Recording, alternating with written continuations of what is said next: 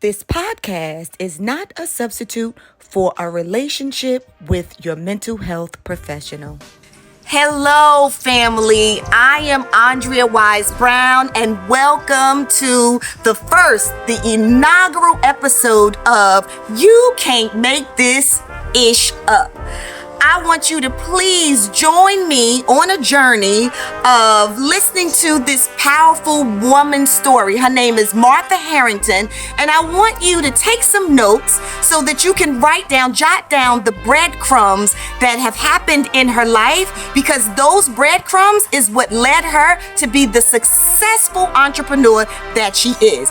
And the reason that I'm doing this is because you have those breadcrumbs too. So come with me. Come on, trust me. I'm gonna show you. Hello, Miss Martha Harrington. Hello, Andrea. Hi. So, to start this off, first, please, because I know you as so many things. I know you as a powerful businesswoman. I know you as an awesome mother, a beautiful wife. And I also know you as someone who renovates $1,000,000 houses. That's what I know you as. And a sweetheart. But I don't know, what would your title be? What would you call yourself if I were to tell somebody else about you? What would I categorize Martha Harrington as? Oh my God, that is a very good question. It's a deep question. Um, Go deep. You know I love deep. I don't want to use a title on me. Um, because what I do, Andrea, I move with the flow. I go in life and do whatever I feel doing. Like, because I when I went to college, I graduated as a business major, and then I wanted to do a psychologist, and then I started a cleaning business, and then the construction. Um, so what I can tell you is that I cannot describe myself as something specific, but I can tell you that I am somebody who can take every opportunity um, to innovate, or to something that is gonna challenge me. Okay. Oh, that's so good. That's really good. So, we're not going to skip around because I heard what you just said. You started talking about college and this. We going back. I like to go back to the root of it, right? And so I know we did a podcast episode Hmm. where you kind of gave me and the listeners a glimpse of your life.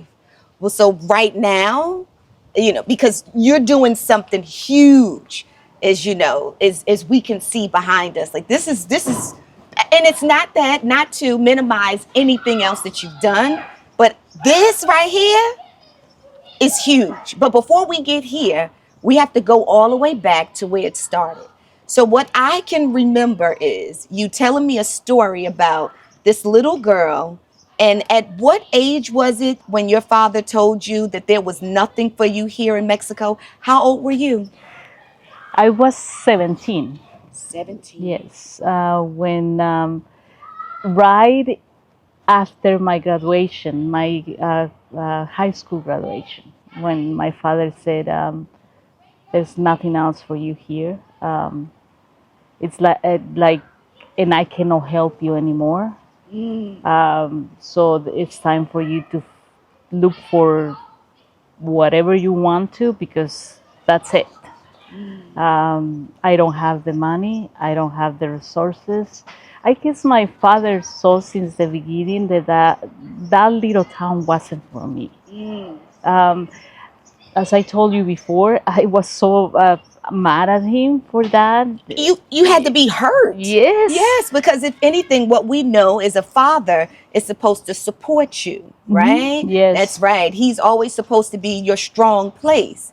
Yeah. And so at that moment, he's telling you, like, I don't have anything for you, but not even giving you a plan of how to move forward. This little girl at 17, not even an adult yet. Mhm. And then what you tell me you did? So after that, whenever he said that, and um, and after this, now I had an aha moment. Okay. After, I think that's why I cannot describe myself, because he, right there, Yes. he planted the seed that to take whatever life gives you Oh. and to make it the best you can with that whatever you are going through. Because nothing is given, nothing is for granted. Oh, that's good. So that started there, I think. Whenever he said that, and I had to improvise. Did you see? I Yes. had to take whatever I had and make the best of it. Make something out of it. Yes, Yes. yes. Oh, that's so good. So whenever he said that, what I did is, there was a city close to my town. My town was a little small town, and a city, it's like an hour and 15 minutes. So I told my mom, I'm leaving.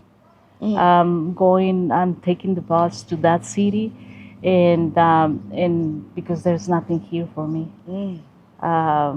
And I was feeling the victim, right? Because my father just said that to me, and Yeah. Feeling like a victim. Yes. Gotcha. So I left there. My mother was like, "What are you doing? You don't have anything. You don't even have a job. Where are you gonna stay? Yes. With what money?" All the questions I'm Yes, asking. Yes.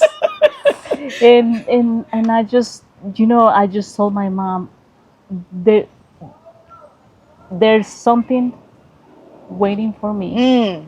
I know that there's a door that is opening, and I just know that I have to do that. Wow. I just know that I have to go. I just know that I have to go there. And then there's no plan after that. Something else is gonna open, and don't worry.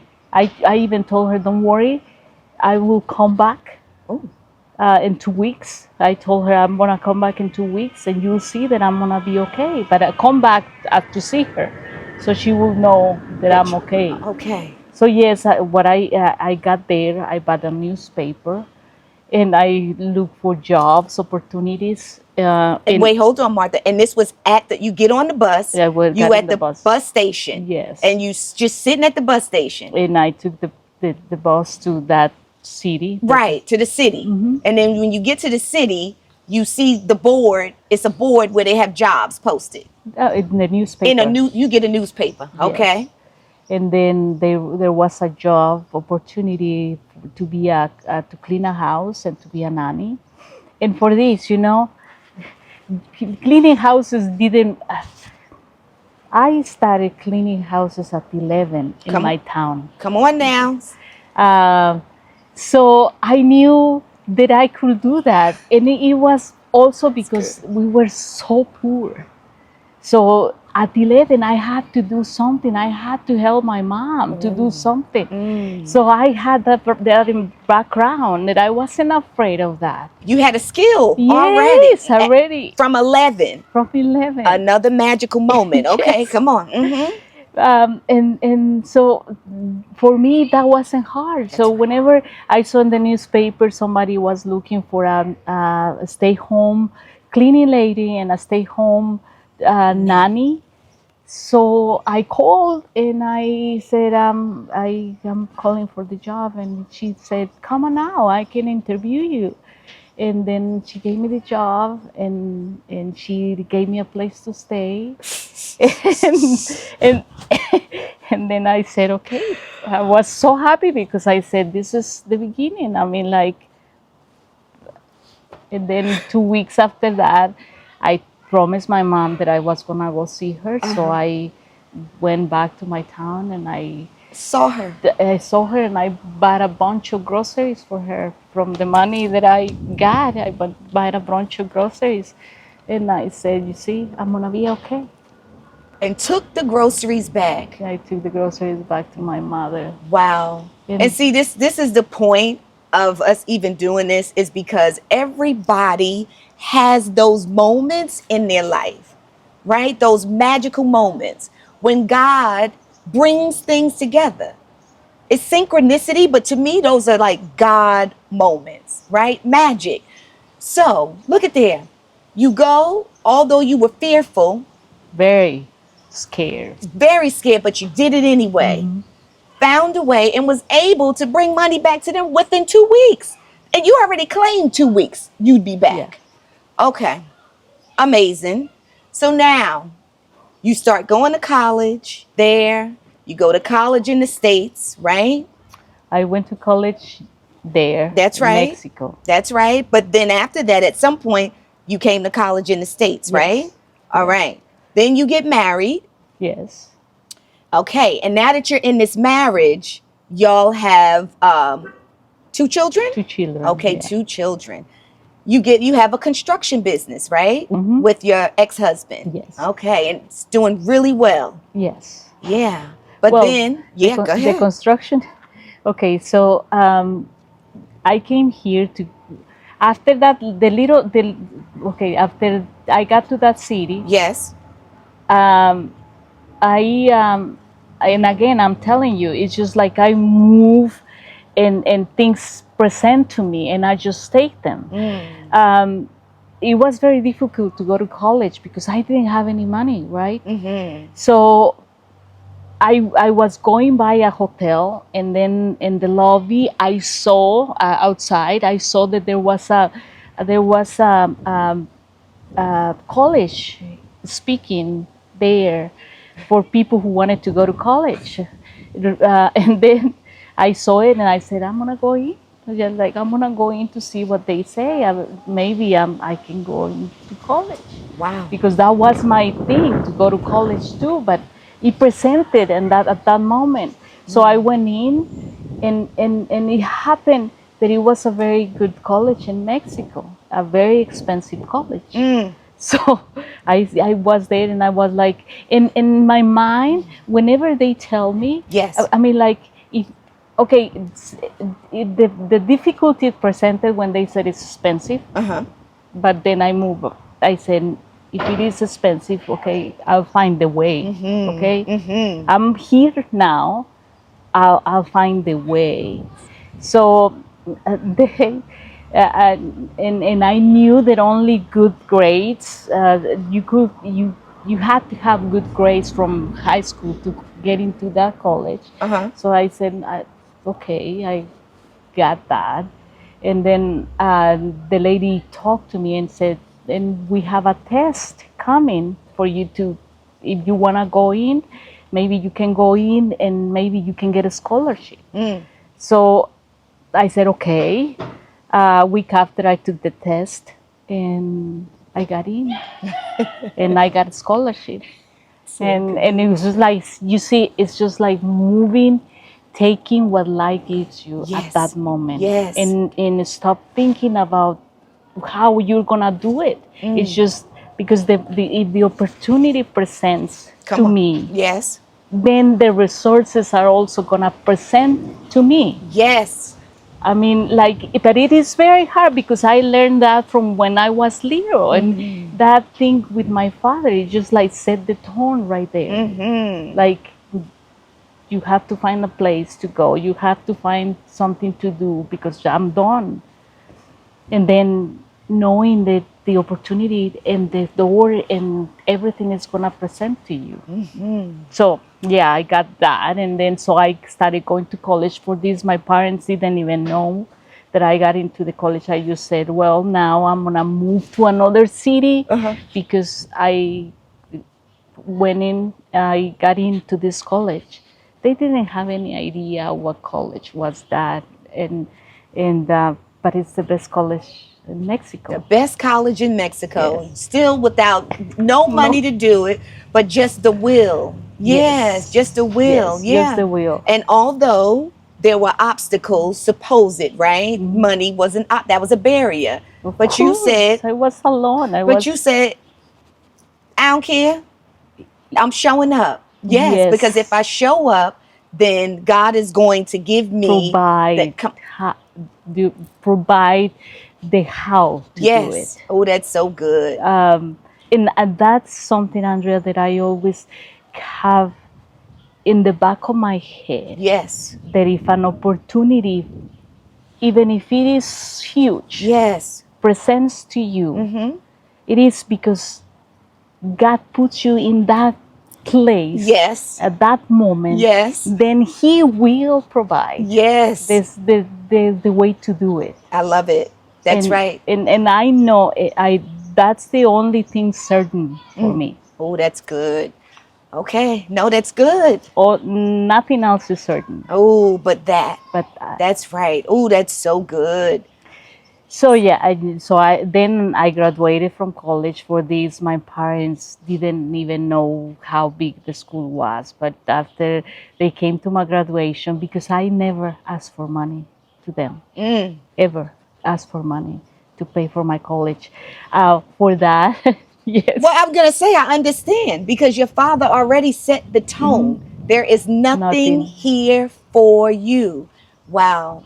However, what I do know is that you had to have a lot of internal challenges because you were alone trying to make all of this happen. Alone, but yet, of course, with God, but still, right? And as a human being, just alone. So I'm sure that had to be difficult, but you still pushed through. It was very difficult, Andrea. I always have two voices in my head, okay? Come on. One saying, "Come on, Marta, what are you doing here? Come on, just lay low." Oh, that's good. just lay low. Don't go for the big one. Just like, come on. But the other one that says, if I put you here, come on now, I will show you how. And that's the voice that I keep following. Oh, that's so good. All the time. Even if I get into so much like no trouble, it's like uncomfortable. Yes. Because challenges are uncomfortable. That's right. Like whenever I was in this very expensive school with no support, I kept thinking about my other sisters, comfortable at home. Like, and I was like, why don't you go back there? And I'm like, but also my dad knew. I'm telling you, like I always was so resentful with him. Of course. But now I say, I mean, like after he passed away, I mean, like, how much love you have to have for your son, right? Or your kid, to know how the potential they have, and to say to them, come on, fly. Absolutely. And now I see it like a he saw your potential. Love. Yeah. Oh, that's good. So much love. Yeah. Because he knew I wasn't for that town. No. I needed challenge. So yeah, and then Go ahead. Go ahead. What you gonna say? Then after college, I came to the U.S. Right. to get a master's degree. And with I ran into SMU. So whenever I came here, I ran into SMU, and I saw this university. And whenever I see something, I don't see it at the beginning. I don't see it as difficult. I just see it. I just had the feeling, and I said, okay, go for it. So I applied, and I got into SMU. Yeah. And I just need to say for anybody watching and listening that SMU is a prestigious school here in Texas. Yeah. So I could see where, that could be intimidating. But like you said, no, I saw it. I decided that's where I want to go. And so I applied to go. So you went. I went. You went. Yeah. And then I got married. You got married? Things happened so fast. I got married. I got pregnant, had my babies. Then in 2008, the recession. My husband was in the construction business. Okay. My ex-husband was in the construction business. So the recession hit in 2008. And again, right, an opportunity. Then he came home that day. I don't remember what day, but there was a big day where everything closed on 2008. All the construction site closed. He came and he said, we are in trouble. No more construction for a while. Everything is closed. All my payments got frozen, and I don't know what to do. So that day, after that, I decided that I was going to open a cleaning business. So I started cleaning houses. And I remember that 2008 was when there was that first, what is it, the crash in the housing market. Okay, I got you. All right, I'm tracking. In the real estate market. Okay, so after that, you used that as an opportunity to open up a business, a cleaning business. Yes. All right. And it got to be huge. A huge one. I mean, big.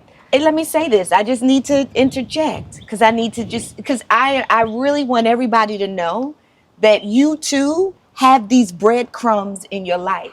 So when you were 11 years old, you learned how to clean, right? So that was a skill that you had.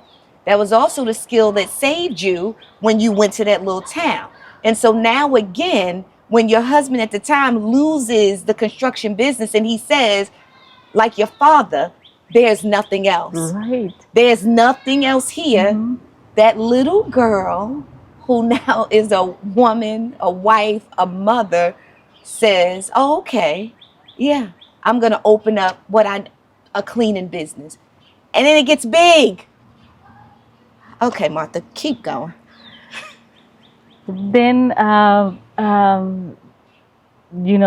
after in COVID. Okay, so that was 2008. Yes. So now the business is big, you're doing well, you've saved the family, you can pay bills. COVID comes. And I have to close. And you have to close the business. Completely. Okay, Lord, I'm so interested as to how God's getting ready to show up now, but come on. So the COVID business, the COVID recession or crisis, we had to close the cleaning business from one day to the other, just like that. I realized from one day to the other, everything happens like that. One day to the other, it closes. So I had to tell everybody no more business for until, we stopped cleaning houses completely. Right. Because people didn't want you in their houses anymore. I remember. I was one of them. Yes. Go ahead, not you, but you know. Yeah, no, I know. So, but then the next day after that, one client from the cleaning calls me, says, I have a building that I just bought. I need you to come and clean it and maybe do some maintenance because I don't want the building to be empty. Right. Nobody wants to drive right now. But it was like one day after or 2 days after we closed the business. 2 days after. Come on, God. Then I was one of the ones that could drive because I was cleaning. So I was like, yeah, if the police, remember that you couldn't be on the street. That's right, yes. So I said, okay, it's a cleaning business, so I can drive and all that. So I went to the building, and this guy tells me after that little, do you know somebody who can help me with this hole in the wall? And do you know somebody who can do some construction, little maintenance jobs? And I said, yeah, I can do it. You can do it. Now you clean in this building, middle of COVID, just you drive there while you're in there, just cleaning the building, right? Just going for the opportunity that God presented you with, right? Of course. All right. And I felt so blessed. So blessed. Every time that I find an opportunity, that the difficulty comes, and then I find the resources or the opportunity to overcome that difficulty, I feel so blessed. I don't feel like, what am I doing here cleaning? I feel like, grateful. oh my God, Grateful. what a great opportunity. Wow. It's just like that, and what a great opportunity to be able to have this business and go clean. Even if I had to do it on my own, because I had to do it myself to clean that big building. So I was like, what a great opportunity. That's and then so good. a little construction jobs started coming, like a little construction opportunities in that building started coming. Right. Like to close a hole in a wall. Yes. You know how somebody who can do it. Yes, but wait a minute. This is what I want to say, because when you went to do that, this was in 2020. Were you still married? No, I wasn't. This married. is what that's huge, right? Married. That's right. So within that time from 2008, when your construction business closed, right, and you started cleaning and your business started to grow, then everything shut down in 2020. By that time, you were divorced. Yes. Wow. So now you're a single mom with 2 girls. With 1 boy and 1 girl. With 1 boy and 1 girl. Okay. So then you get this opportunity. He says, come clean the building, right? Because it's you taking care of your kids. So you go there, and when you're there cleaning the building, because you took the opportunity, there's a hole in the wall. And he's like, well, listen, while you here, can you fix that hole in the wall? And instead of you saying, well, I'm a cleaner, I can't fix no hole in the wall, you go. And I did it. Yeah, I'll fix the hole in the wall. And you fixed the hole in the wall. Yeah, I got somebody to fix it, but I never said no to that opportunity. Yes. Because I knew that if I had if I was asked or I was presented with something, come on, that I was gonna have the resources. It's so good to do it. Yes. So I asked. For this I know a lot of people, and Hispanic peoples in construction and everything. So I asked somebody who I knew to come with me and fix the wall. And then little jobs like that started coming. Little jobs like that, and I started getting more knowledgeable. Yeah. And then a friend told me, come, I have a house in Highland Park that I'm remodeling. Can you come and give me an estimate? Okay, pause, because I just need to make this point that Highland Park here in Texas is an affluent area. So this wasn't some little teeny house that somebody just said, oh, here's the opportunity. No. You get this opportunity to go do some renovation or cleaning in a Highland Park house. Okay, we tracking. Keep going. And again, he asked me this, and an opportunity presented. Come on now. And I knew, I always know, like there's a voice in me that always tells me, if you got presented with this, it means that you will find the resources to get it going. That's good. So I say yes.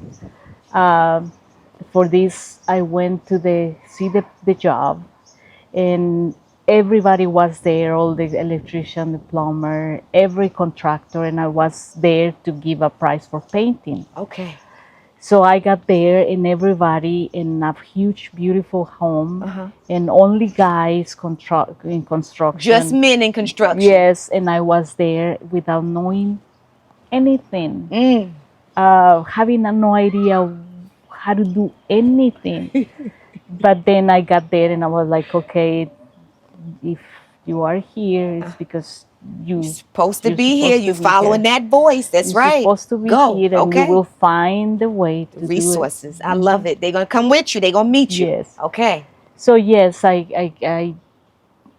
gave a price. I got the job, and that's how my construction business started to take off. like one job after that one, and I haven't stopped since then. Ever since. And each job gets bigger Bigger, and bigger. bigger, and more difficult, and more challenging, and yes. And the checks get bigger and bigger and bigger. It's so good because you're following what God is presenting you with. It's that magic. You know, you're not stopping, you're not saying no, you're not thinking about the trauma that's slowing you down and telling you all the things that, oh, this is not here, or you may not have the resources. No, like you're following that voice that says, if I give it to you, you just show up and I'm going to give you every single thing that you need to get it done. And then stay true to it and true to me. And I have something else for you after that. Something else. You know, that's amazing. But I need you to say this because this is you don't have to give us the number unless you want to give us the number. You don't have to. No. Okay. But I remember you saying to me that when they ask you for an estimate, and you went to give them an estimate, you said, I didn't even know like what to even give them, right? And I'm this woman and it's all these men here and I'm here to paint the house, right? And so you said you gave him a number or whatever it was. He took your number, right? But you told me that that was the biggest check that you had ever seen in your life. The biggest check I ever seen, and I was like, you know, I had the check, and the first thing I do, I took a picture of that check, and I sent it to my sister, and I said, please show this to my mom. Ooh, that's good. Show that to my mom, and because my mom, every time that I had something big presenting, Yes. she will lit a candle. Oh. Always to show me light a candle, to show me the way. And she will say, I'm gonna do this, Yes. and I'm gonna pray to God. The same, that if He is giving you this opportunity, He's gonna guide you to get it done. And this candle is gonna like lead the way for you to follow. Wow. And so whenever I have something big like that presented, my mom will be like the one to hear it, and then she will do that, and it's like it's like a how do you say, whenever, yeah, it's my what I do all the time when something big presents. I got you. So yeah, I remember that, and it was a big deal for me. It was a huge deal. Big deal. Okay. All right. So then you get jobs, you get jobs, you get jobs. And so then I saw you at Susie's house. And she was showing the renovation, right? But there was also like a mini concert there. Okay. And then you and I see each other because we were in a class together some time ago, right? Alive OS. Yes. And I'm like, you say, how are you doing? And I'm like, oh, good, da. And then I said, how are you doing? And you said, good. And then you go, I said, isn't it beautiful here? I said, can you believe this place? It is beautiful. And you go, I did it. I'm like, you did it. Is this something that you, like, this is what you do?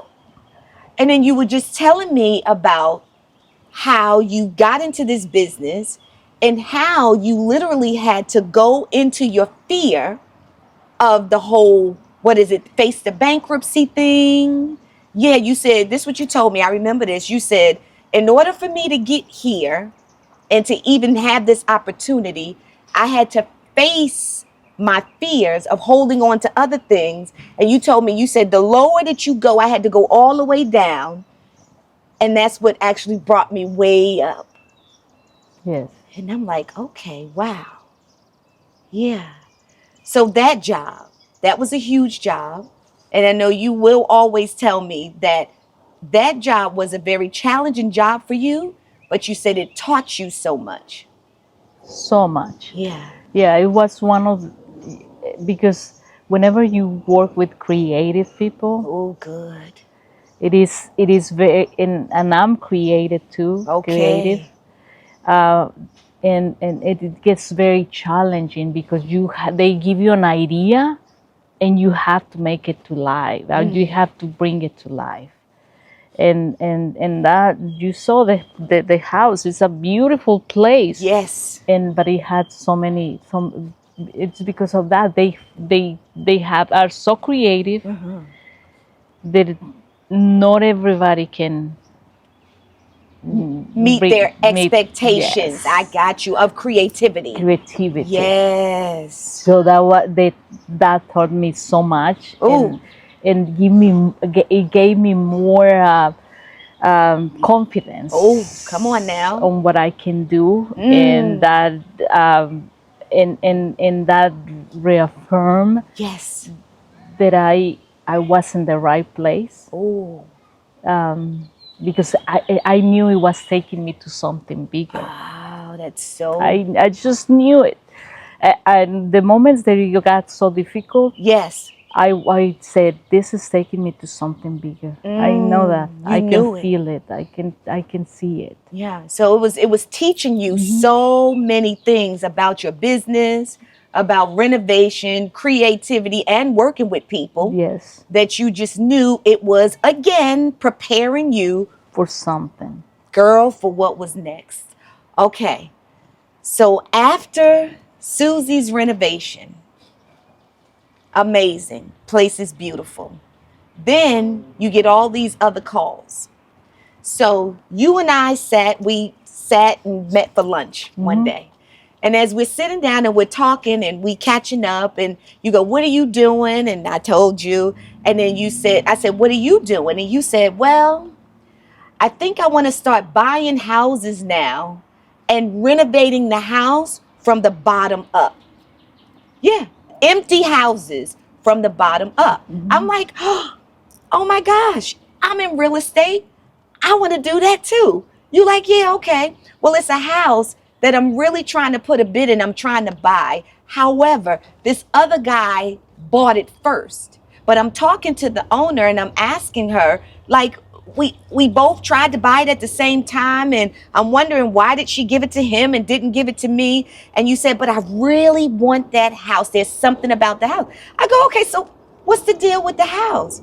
And then you go, well, it was burned. It's a house that's burned down, and I really want to renovate it. And while we are sitting there talking, a phone rings. And then you look at me and say, you got to take it. I'm like, girl, take the call. You take the call, you speak to the woman, and it is the woman who owns the house. And in that moment, she tells you, you know what? I'm not selling it to that guy. I'm going to sell it to you. Yes. That was a very magic moment. Yes. Which, I didn't know, all of the background at the time. So you look at me and you say to me, like, I'm telling you this, and she calls right. I'm like, okay, because it's supposed to happen. Okay. Another moment, magic, God, how he shows up. Okay. So then from that moment until now, we are at the house. And this is so good because I want to share this house as it is now. I want you to walk us through it, because I literally feel in my body that your process in doing this is going to inspire so many men and women out there to follow that thing that's inside of them.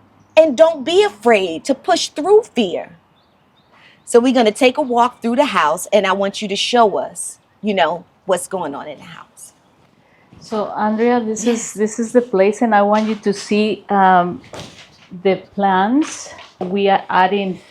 Besides restoring the place, that, as you can tell, is historical. It's 100 years old. Wow. And we are restoring the windows and bringing the windows to the original.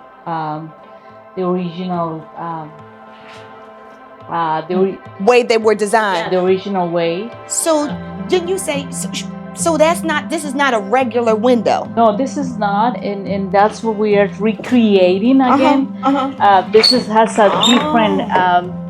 I don't know how you call it, but this is the way they used to do the windows before, and we are recreating that again.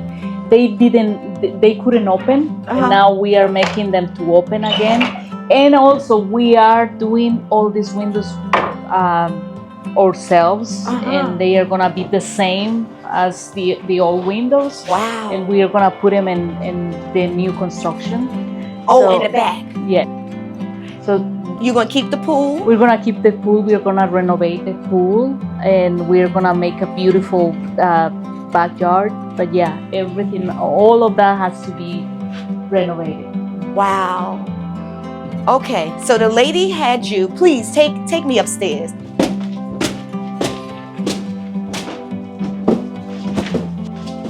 Oh, this is so these windows here.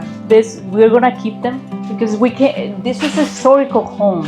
So in historical homes, they are protected. We cannot do much changes to the outside. Okay. The outside has to stay the same, the way it is, and the new addition has to be the same way, with the same design, with the same windows as the old.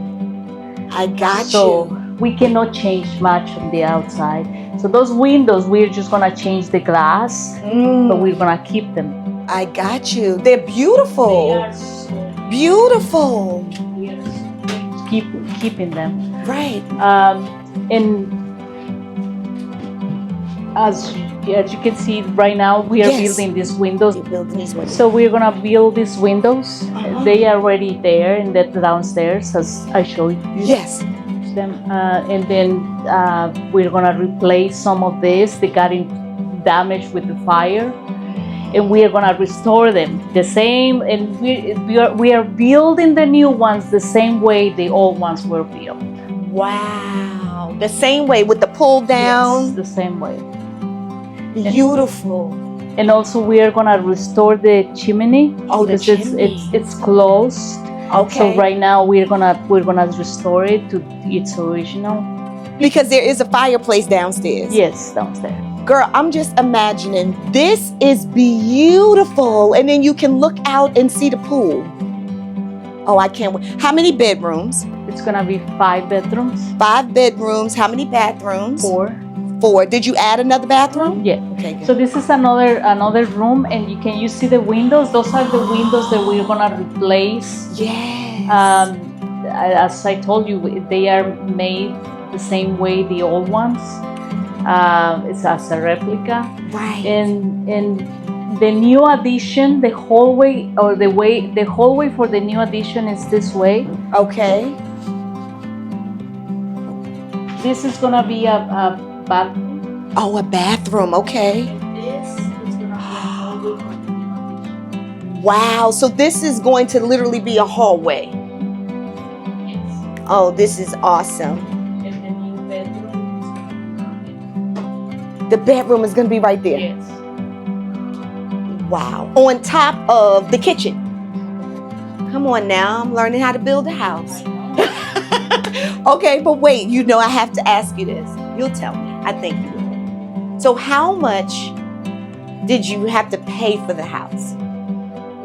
We paid for the house $390,000. $390,000. Yes. And what's the proposed value after renovation? The proposed value after renovation, 1,200,000. $1,200,000. Big money.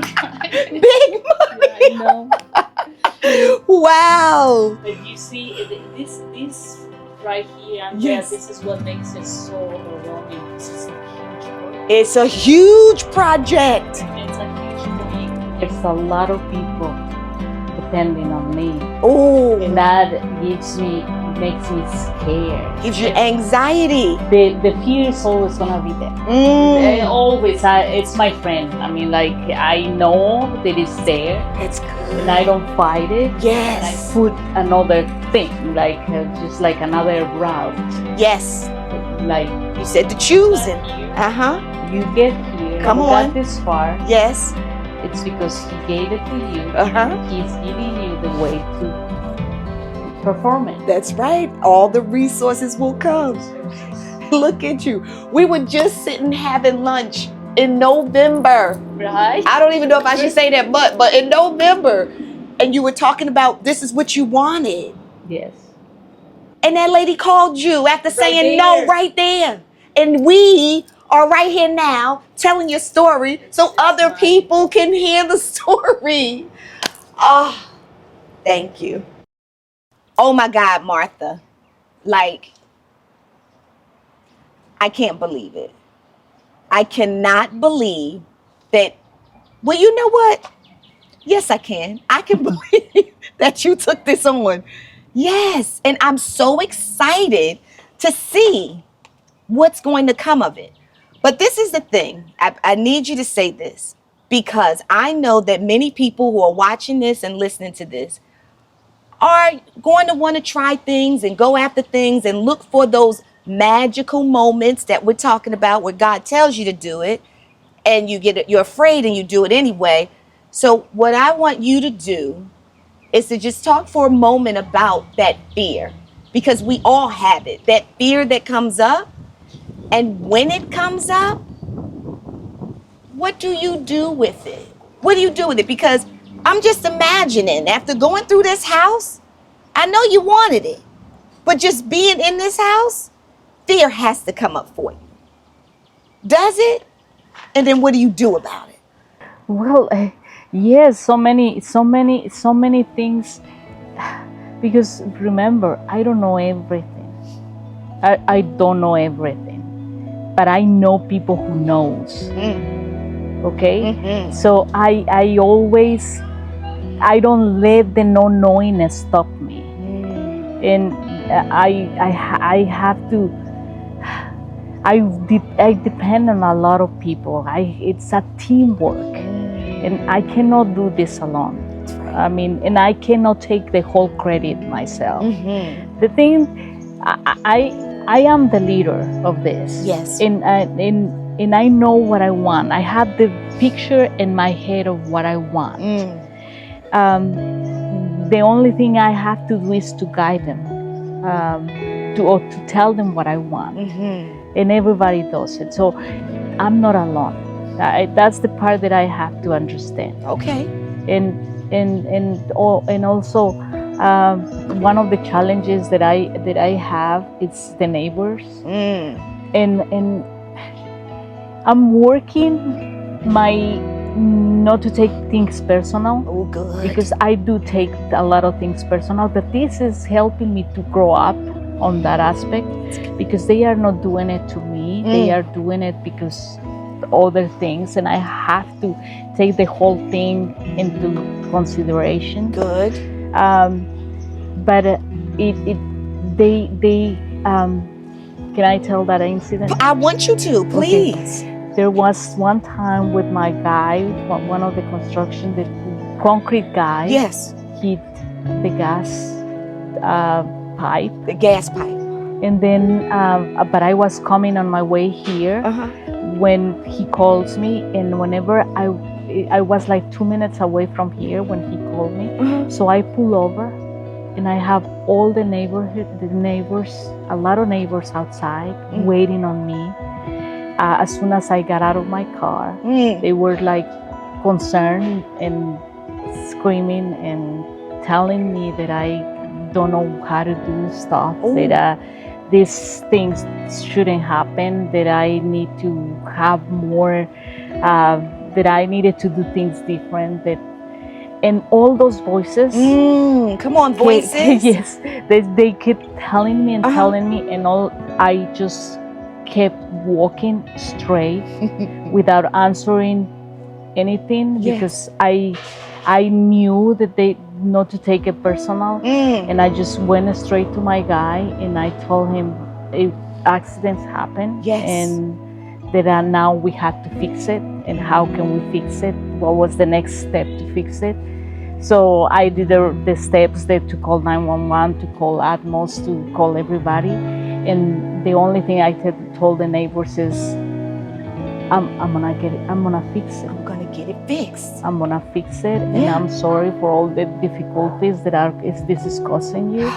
But and of course they are upset and they are screaming and they are afraid, and I just kept moving forward, because that's all you have to do. I mean, move forward through every difficulty, and that was one of the hardest moments for me. Tell me why it was so hard. Because I hear those voices all the time, and I mean, it was an echo of all the voices I hear in myself. That's right. What are you doing? Yes. Why are you doing this? Yes. Lay low. Yes. You don't have a lot of experience. Come on, just do the cleaning business. Yes. Just like, but they were echoing all my voices. But then the other one, come on, if I put you here, yes, I will show you how to do it. And you already have all the resources. Yes. Just keep going. Just keep walking. Yes. Yes. So you see, there's a lot of moments that are teaching me and that are making me not only a better construction person, but a better version of me. Yes, that's to overcoming all the difficulties that I have, the fears, the traumas, everything all together is teaching me to go through that. I love that, because that is the reason why we are on this journey called life. It is to actualize and to become our best self. And all of this may look like the neighbors, construction, bankruptcy, divorce, hole in the wall, COVID. It looks like that, but that ain't it at all. It's moving forward in spite of all of that, and believing and knowing that God has already given you every single thing that you need to succeed. That is amazing. Well, thank you so much, Martha, for letting me come here, for sharing this place with me, with the viewers and the listeners. I appreciate you so much. Yeah, and I really appreciate and am grateful to get to know you and your beautiful spirit. Thank you, Andrea. And you are invited to come again. Okay, we'll be back.